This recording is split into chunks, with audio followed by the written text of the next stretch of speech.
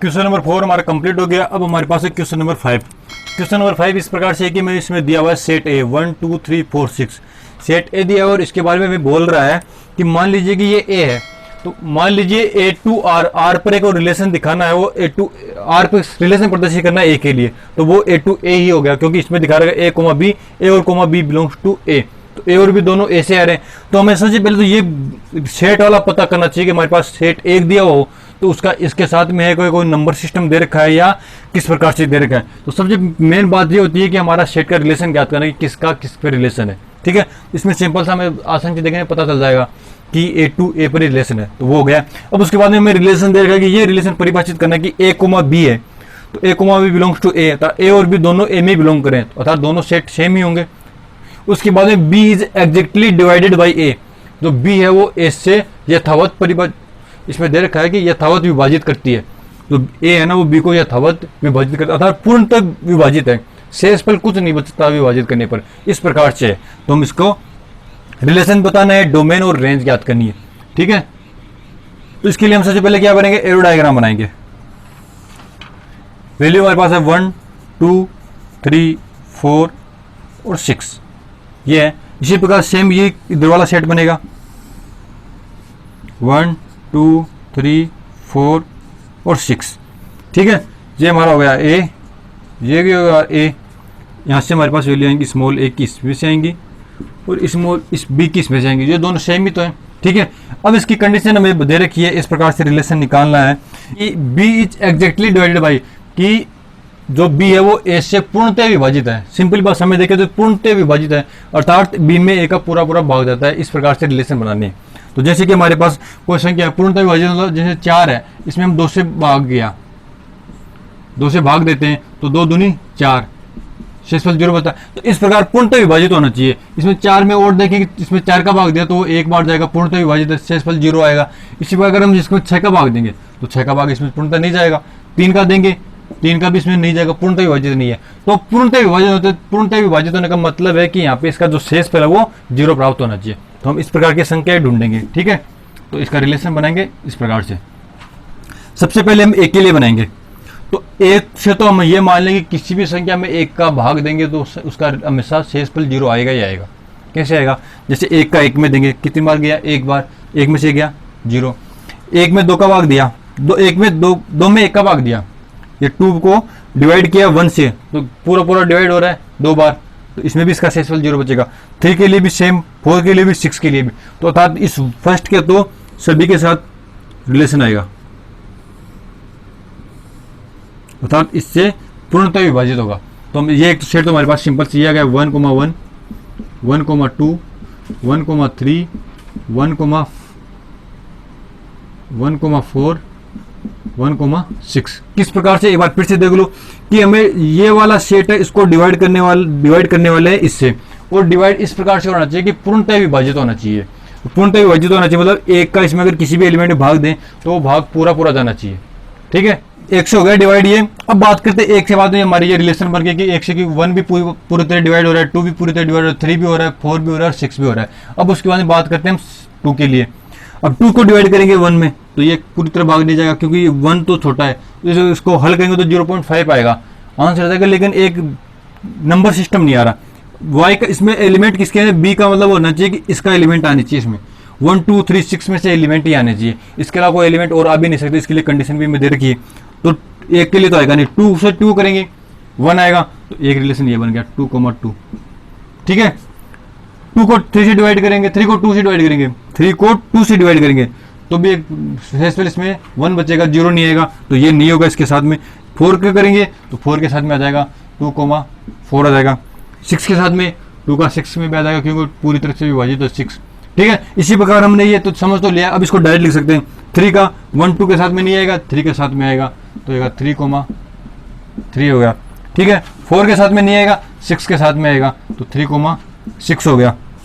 4 का देखेंगे 1 2 3 के अंदर तो नहीं आएगा, तो 4 का 4 के साथ में बनेगा, तो 4 4 हो गया। उसी प्रकार से 6 के लिए 4 का भाग देंगे हम 6 में, तो ये भी पूरा डिवाइड नहीं होगा, इसमें शेषफल 2 बचेगा, 0 नहीं आ रहा। उसके बाद में हम क्या करेंगे, 6 का लिए देखेंगे तो 6 6 ये आएगा, 6 6 आएगा। ठीक है, तो ये हमारा रिलेशन मिल गया। अब इसमें रिलेशन तो हमने इस प्रकार से ज्ञात कर लिया। अब उसके बाद में पूछा डोमेन, तो सिंपल सी भाषा में इसका डोमेन निकालेंगे। तो अब इससे देखेंगे डायग्राम से कि जिनकी इमेज हमें सभी की इमेजें मिल रही है, एक मिल रही है, दो मिल रही है, तीन मिल रही है, इमेजें सभी की मिल रही है, या यहाँ से ना देखे सीधा इसमें से देख लें कि जो भी जो अक्स वाली वैल्यू है वो सभी आएंगे। तो 1 भी आ रहा है इसमें, एक एलिमेंट को एक ही बार लेंगे, 2 भी आ रहा है, 3 भी आ रहा है, 4 भी आ रहा है, 5 भी आ रहा है और 6 भी आ रहा है। ठीक है, ये तो हमारा डोमेन हो गया। उसके बाद हम बात करते हैं हम रेंज की। तो रेंज क्या, जो y वाली वैल्यू है वो इसकी रेंज में आएगी। तो y वाली वैल्यू भी जो हमें प्राप्त हो रही है सभी वो आएंगी, उनको लिख रहे हैं 1 2 3 4 6, या 5 नहीं आएगा इसमें, सॉरी 5 इसमें है नहीं, हमारे पास इस सेट में भी नहीं है, मैंने गलती से लिख दिया। तो इसके अलावा हमारे पास क्या आएगा 1 2 3 4 और 6। ठीक है, तो हमारे पास रिलेशन मिल गया, डोमेन हो गया और रेंज, ये हमारे क्वेश्चन में पूछा गया था जो हमने कंप्लीट कर लिया। ठीक है, क्वेश्चन नंबर 5 हमारा कंप्लीट हो गया। अब उसके बाद में बात करते हैं क्वेश्चन नंबर 6 की। क्वेश्चन नंबर 6 में ये डायरेक्ट दे रखा है कि r इक्वल टू, ये एक रिलेशन है, ये कंडीशन दे रखी है कि इस प्रकार से परिभाषित है कि x को x प्लस 5, यहाँ पे ये x का मान दे रखा है, ये y के मान को x प्लस 5 दे रखा है। ठीक है, ये समझने की बात है। ये x बिलोंग्स टू, ये वैल्यू x के हमारे पास ये मान दे रखा है कि ये सेट x जो इसमें 1 2 3 4 5 तक इसके मान है। तो इसमें क्या करना है, द्वारा परिभाषित संबंध r के प्रांत तथा प्रेशर ज्ञात करें। तो इसके द्वारा परिभाषित जो संबंध निकालना है, ठीक है, उसके प्रांत और प्रेशर भी ज्ञात करना था, डोमेन और रेंज प्राप्त करनी है। तो इसके सबसे पहले हम, अब इसमें हम वेन डायग्राम नहीं बनाएंगे, हमने वो एरो डायग्राम, वेन डायग्राम नहीं, एरो डायग्राम नहीं बनाएंगे, क्योंकि हमने सभी को एरो डायग्राम से बना लिया, आसानी से कर सकते हैं। अब इसको हम डायरेक्ट करने की कोशिश करते हैं। ठीक है, तो इसका सोल्यूशन करेंगे हम, क्योंकि एरो डायग्राम बनाने हम समझेंगे, लेकिन हमने बहुत सारे क्वेश्चन कर लिए तो समझ में आ चुका है हमारे पास, है ना। तो हम इसको डायरेक्ट करते हैं। अब इसमें हमारे पास है एक्स को, इसको y लिख देता हूँ मैं, तो ये x प्लस 5 है, तो यहाँ पे y equal to x plus 5। ठीक है, ये x को y हो गया। अब हमें इसके रिलेशन निकालने हैं। तो ठीक है, यहाँ पे x के मान पुट करेंगे, y के मान हुए यहाँ पे x का मान पुट करेंगे, यहाँ से y का आ जाएगा, तो x का मान यहाँ पे ले लेंगे, y का मान यहाँ पे ले लेंगे।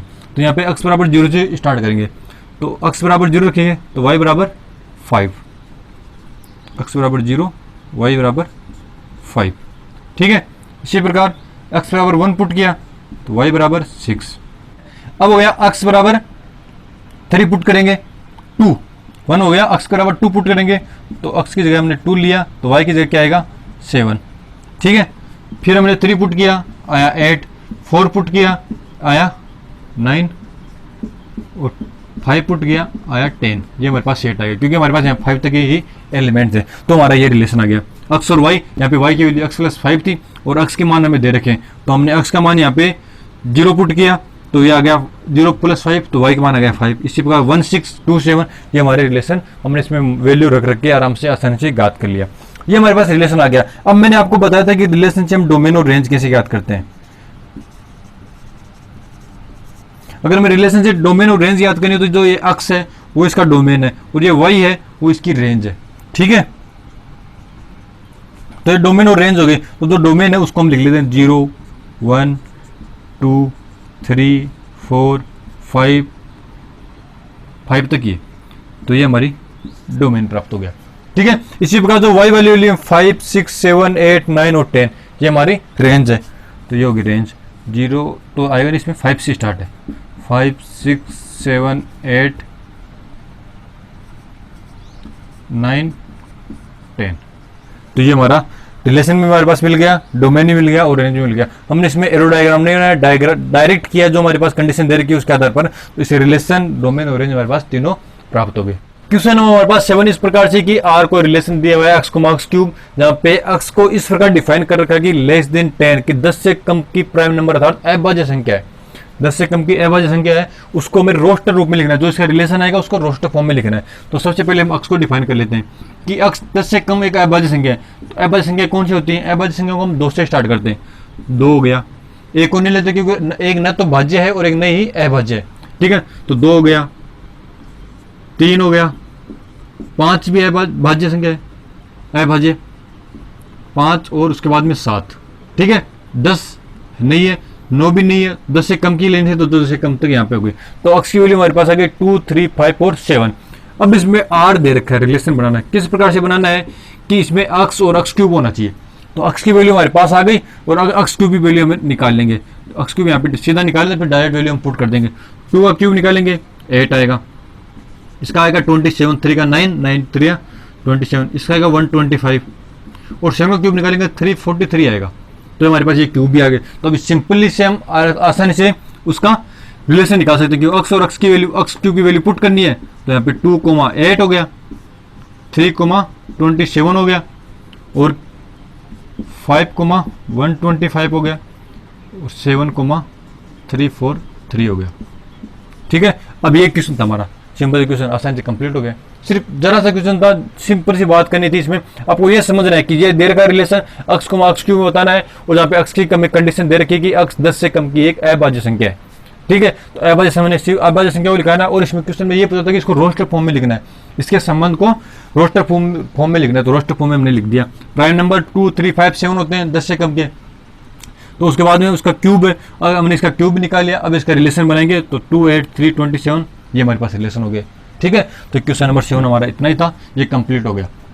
अब इसमें अगर क्वेश्चन नंबर 7 के अंदर हमें डोमेन पूछे और रेंज पूछे तो हम आसानी से ज्ञात कर सकते हैं। किस प्रकार ज्ञात करेंगे कि जो अक्स वाली वैल्यू है वो हमारा डोमेन और जो वाई वाली वैल्यू है वो हमारी रेंज। तो इस क्वेश्चन में अगर डोमेन और रेंज पूछा था तो हम आसानी से लिख सकते थे, तो ये वाली वैल्यू हमारी डोमेन हो गई, ये वाली रेंज हो गई। लेकिन इस क्वेश्चन में सिर्फ रिलेशन पूछा, संबंध के बारे में पूछा, संबंध को परिभाषित करना था।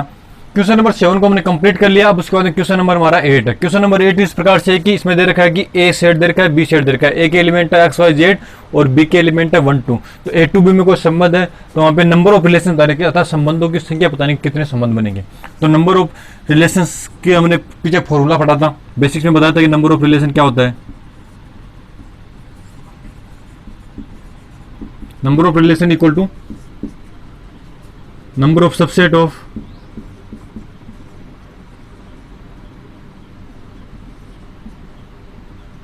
Subset of a cross b have.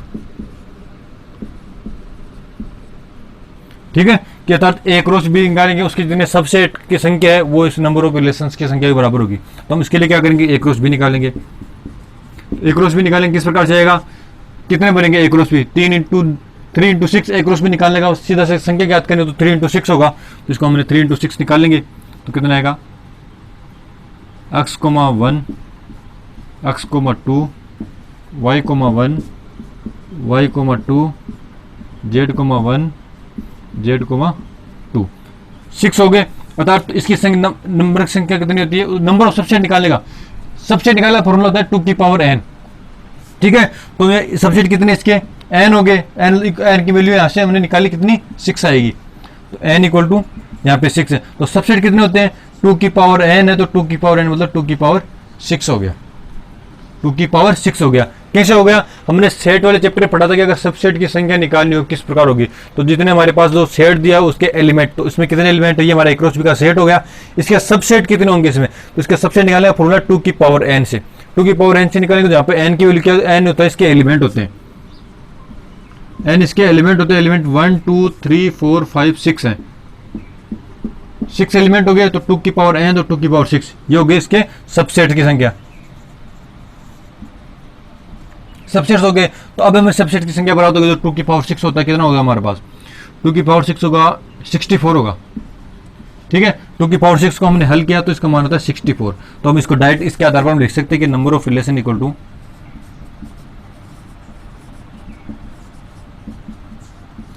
64।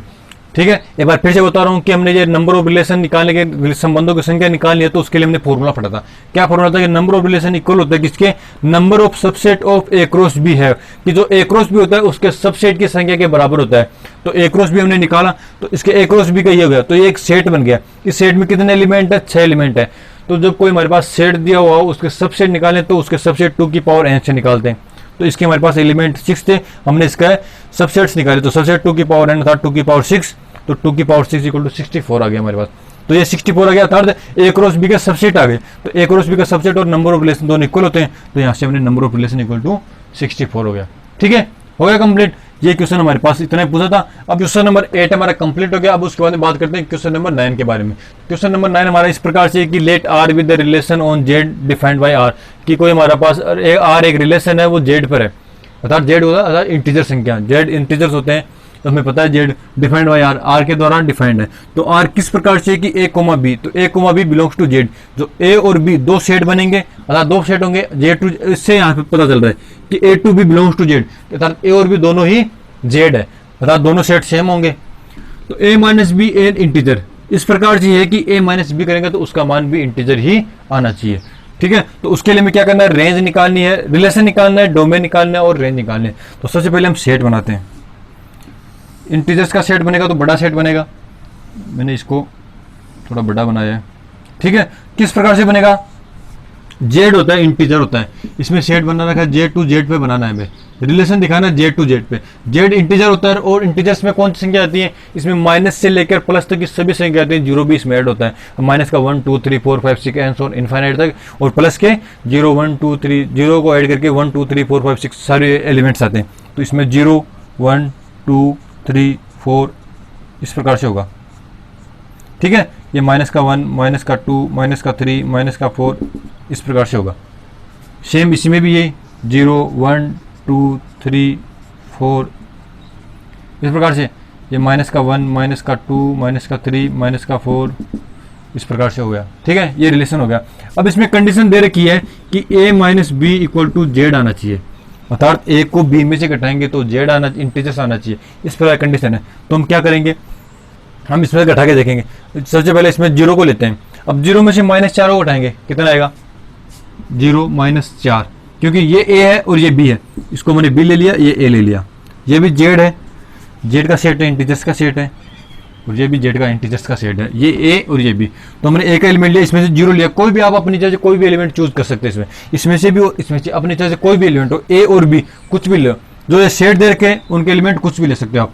तो a माइनस बी मैंने इसमें 0 को चूज किया, यहाँ से मैंने -4 लिया, तो 0 -4, तो माइनस पहले से था तो ये -4 आएगा, तो यहाँ पे प्लस हो जाएगा, इसको समझाने के लिए -4 लिया, इक्वल टू क्या आएगा z, अर्थात ये आएगा -4 प्लस का 4 हो गया। तो ये 4 किस में डिनोट कर रहा है, z में, इंटीजर्स में आ रहा है ना z में, तो अर्थात जो इसका मान आ रहा है वो 4 आ रहा है। इसी प्रकार और कोई वैल्यू ले लो, जैसे -2 ले लिया और 2 ले लिया, माइनस का 2 माइनस ये प्लस वाला 2 ले लिया, 2 इक्वल टू वैल्यू क्या है 0, तो 0 भी इंटीजर्स में आ रहा है, डिनोट कर रहा है, ये भी एक इंटीजर है। अब इन तीनों चीजों से देखने पर आपको ये दोनों चीज ये पता चल रहा है ना कि आप किसी भी संख्या को किसी में से घटाओ या किसी में से भी ये ऐड करो, ऐड नहीं घटाना है, इस सेट की किसी भी संख्या को इस सेट की किसी भी संख्या से घटाने पर जो मान आएगा वो इन्हीं सेटों में से आएगा, अर्थात इंटीजर ही आएगा। ठीक है, तो इसका रिलेशन बनेगा वो क्या बनेगा, रिलेशन तो सीधा सा बनेगा आर बनेंगे। इसमें रिलेशन को हम ज्ञात भी नहीं कर सकते, इसमें रिलेशन पूछा भी नहीं है, और रिलेशन अगर पूछा हो तो इस प्रकार से है कि इसका ए आर का इसके साथ में होने का, हर एलिमेंट का सबके साथ होने का, तो वो अच्छे से डिफाइन नहीं कर सकते। तो हम इसको क्या बताएंगे, इसका रिलेशन तो होंगे जेड, रिलेशन के बारे में सिर्फ पूछा नहीं। अब इसमें पूछा सिर्फ प्रांत और परिसर के बारे में, प्रांत और परिसर अर्थात डोमेन और रेंज। तो अब इसमें अगर इसका -4 का करेंगे तो 4 का सभी के साथ में बनेगा, 1 का सब -3 का करेंगे तो -3 का सभी के साथ में रिलेशन बन रहा है, 2 का बन रहा है, 0 का बन रहा है, 1 का बन रहा है, 2 का, 4 का, एंड सो सभी एलिमेंट्स का इसमें इमेज इसमें प्राप्त होगी। कोई भी एलिमेंट चूज कर लो, इसमें उसकी इमेज मिलेगी ही मिलेगी इस कंडीशन से। ठीक है, तो मैं इसको इस प्रकार लिख सकता हूं कि जो हमारा डोमेन आया है वो हमारा जेड आया है। क्यों जेड, क्यों, क्योंकि जो भी हमारा ये सेट है उसके सारे एलिमेंट की इमेज हमें इसमें मिल रही है। इसमें कोई भी एलिमेंट इस प्रकार का नहीं मिलेगा कि जिसकी इमेज इसमें ना मिले। तो अगर हमें सभी की इमेज मिल रही है तो इसमें सारा सेट आएगा, तो सारा सेट किसका है, जेड का है, तो हमने इसको जेड लिख दिया, हो गया। इसी प्रकार रेंज, रेंज किस प्रकार के होते हैं, जिस पर हमारी इमेज प्राप्त होती है, जिसकी इमेज हमें मिलनी चाहिए, इसकी हमें लेनी है और इस पे मिलती है। तो इस पे इमेज मिल रही है तो इसमें से हमें रेंज वाले चूज करेंगे एलिमेंट। तो रेंज वाले एलिमेंट अगर आप किसी भी एलिमेंट की देखें, -4 के -3 के साथ देंगे तो भी मिल रहा है, 2 के साथ, -2 के साथ में, -1 के साथ में, 1 2 3 4 किसी के साथ में भी लेंगे तो इसकी इमेज मिलेगी। इसी प्रकार इसके हर एलिमेंट की इमेज इसमें हर एलिमेंट में मिलेगी, तो इसकी रेंज भी सिंपली क्या होगी, जेड ही होगी। अब इसका रिलेशन क्या होगा, रिलेशन को हम इस प्रकार से डिनोट कर सकते हैं, जेड कोमा जेड। अब इसमें जेड में जितनी भी संख्या आएगी वो सारा इसका रिलेशन बन जाएगा। तो इसकी डोमेन आ गया जेड, रेंज आ गई जेड, अर्थात प्रांत भी जेड आ गया और रेंज भी जेड आ गई। किस प्रकार से आई मैं और फिर से बता रहा हूं, क्योंकि इसके जो सेट है हमारे पास, जो कंडीशन दे रखी है वो दे रखी है a - b एन इंटीजर, कि जो a - b निकालते हैं वो एक इंटीजर होना चाहिए। तो इंटीजर होना चाहिए, हम इसके लिए a - b करेंगे। ये वाला a है, ये वाला b है, इसके किसी भी एलिमेंट को ऐड चूज करो अपनी इच्छा से, कोई भी ले लो, जैसे 2 ले लिया, इसको -3 से घटाना है तो 2 माइनस -3 कितना हो जाएगा, 5 हो जाएगा, 5 भी इसमें मिलेगा। 3 ले 3, इसमें 3 ऐड करो, 3 + 3 6 भी इसमें मिलेगा, क्योंकि इसमें तो सारे इन्फिनिट संख्या ही है ना। इसी प्रकार अगर यहाँ से आपने 4 लिया, -4 लिया, ठीक है, -4 -4 कितना हो गया, 8 भी मिलेगा। -4 ले लो, -4 -4 +4 हो जाएगा, तो 4 + 4 0 हो जाएगा, 0 भी इसमें मिल रहा है। कोई भी संख्या उठाओगे वो हमेशा इसकी इमेज मिलेगी ही मिलेगी। तो जो सारे एलिमेंट हो गए तो डोमेन में भी सारे एलिमेंट आ गए और रेंज में भी सारे एलिमेंट आ गए। रिलेशन इसका बनाना तो रिलेशन इस प्रकार से बनेगा, Z, Z, अर्थात इसका कोई एलिमेंट है तो Z का कोई ना कोई एलिमेंट इसमें मिलेगा ही, कुछ भी हो सकता है, ठीक है। तो हमारे पास इस क्वेश्चन में हमारे पास इसमें रेंज और डोमेन ही पूछी थी, तो हमने डोमेन और रेंज हमारे पास आ गई। इसी के साथ हमारी एक्सरसाइज 2.2 कंप्लीट हो गई है। हमने इसका बेसिक्स भी करवा दिया है, पिछले वीडियो में आपने देखा होगा, ठीक है। तो अगर ये आपको वीडियो अच्छा लगा हो, पसंद आया हो, आपको समझ में आया हो, अगर तो आप इस वीडियो को लाइक और शेयर जरूर कीजिए। अगर आपको इस चैप्टर से संबंधित किसी भी प्रकार की प्रॉब्लम हो, समस्या को क्वेश्चन नहीं आ रहा हो, तो आप हमारे डिस्क्रिप्शन में टेलीग्राम का लिंक दे रखा है, जहाँ पे इसके नोट्स मिल जाएंगे, और इंस्टाग्राम पर आप हमसे अपनी प्रॉब्लम्स का सॉल्यूशन पूछ सकते हो। हमारे इंस्टाग्राम पेज को फॉलो कीजिए। किसी प्रकार की समस्या से बातचीत करनी हो, इस प्रकार से किसी क्वेश्चन के बारे में आपको पता करना हो, आप हमें वहाँ पे मैसेज भेज सकते हैं, आपका तुरंत उसका जवाब मिलेगा, ठीक है। तो इसी प्रकार से आप हमारे चैनल को देखते रहिए, बने रहिए, और अधिक से अधिक इसको शेयर कीजिए। चैनल को हर वीडियो पर अपने ओपिनियन जरूर देते रहिए, और अपने साथियों को भी इसके बारे में बताइए कि हमारे ये वीडियो आपके लिए कितने उपयोगी साबित हो रहे हैं और उन्हें भी इसका फ़ायदा मिलने को, ठीक है। तो आप हमारे चैनल को सब्सक्राइब जरूर करें। धन्यवाद।